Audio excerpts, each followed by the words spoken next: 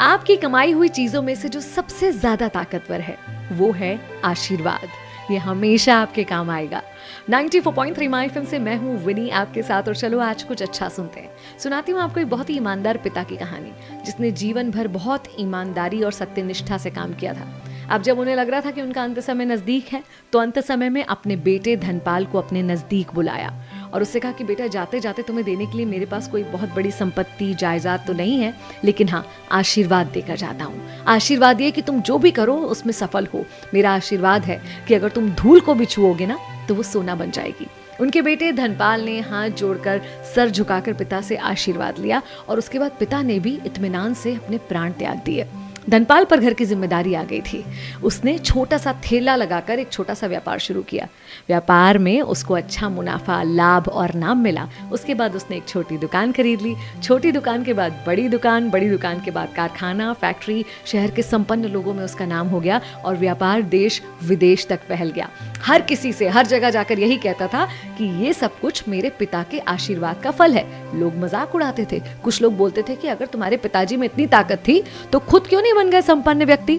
तब ये कहता कि मैं उनकी ताकत की बात नहीं कर रहा हूँ, मैं उनके आशीर्वाद की ताकत की बात कर रहा हूँ, जो हमेशा मेरे साथ होती है। मेरे पिता ने कहा था कि धूल को भी छुओगे तो सोना बन जाएगा, और ऐसा होता है मेरे साथ। उसके एक मित्र ने एक दिन उसका परिहास करते हुए कहा कि अच्छा, अगर ऐसा ही है, इतना ही शक्तिशाली है तुम्हारे पिता का आशीर्वाद, तो क्यों नहीं कोई ऐसा व्यापार करके देखते जिसमें नुकसान सुनिश्चित हो।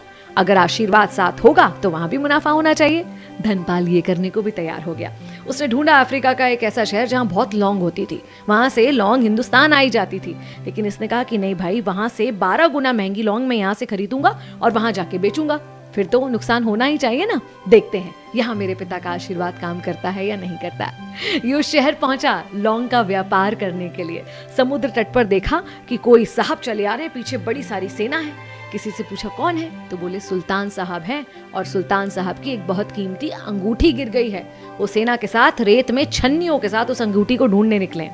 ये उनके पास गया, सुल्तान साहब से नमस्ते किया और बताया कि आपके यहाँ लौंग का व्यापार करने आया हूँ। सुल्तान ने कहा, यहाँ पर लौंग का व्यापार करके क्या पालोगे, यहाँ तो बहुत लौंग होती है, तुम्हें नुकसान होगा। तब इसने फिर वही बात कही कि मेरे साथ मेरे पिता का आशीर्वाद है, और उन्होंने मुझे कहा है कि अगर मैं धूल को भी छूऊंगा तो वो सोना बन जाएगी। और ये बोलते बोलते वहां की धूल को इसने जब अपने हाथ में लिया, तो ये क्या, उस धूल में आ गई सुल्तान की अंगूठी हाथ। वही अंगूठी जिसे सेना लेकर ढूंढ रहे थे सुल्तान, और उस अंगूठी को देखकर बहुत प्रसन्न हो गए। तो धनपाल ने कहा कि क्या ये बहुत कीमती अंगूठी है?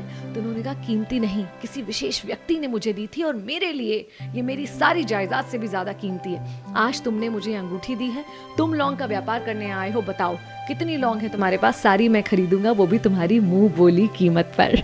और फिर से धनपाल के पिता का आशीर्वाद बिल्कुल सच साबित हुआ। किसी सच्चे व्यक्ति ने सच्चे दिल से अगर आपको कोई आशीर्वाद दिया है तो वो कभी खाली नहीं जाता।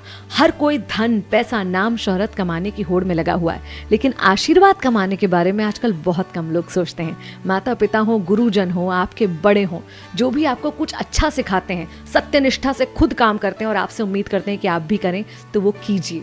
वो आपको दिल से आशीर्वाद देंगे। कुछ और काम आए या ना आए, वो आशीर्वाद हमेशा आपके काम आएगा। 94.3 माय एफएम से मैं विनी। चलो आज कुछ अच्छा सुनते हैं।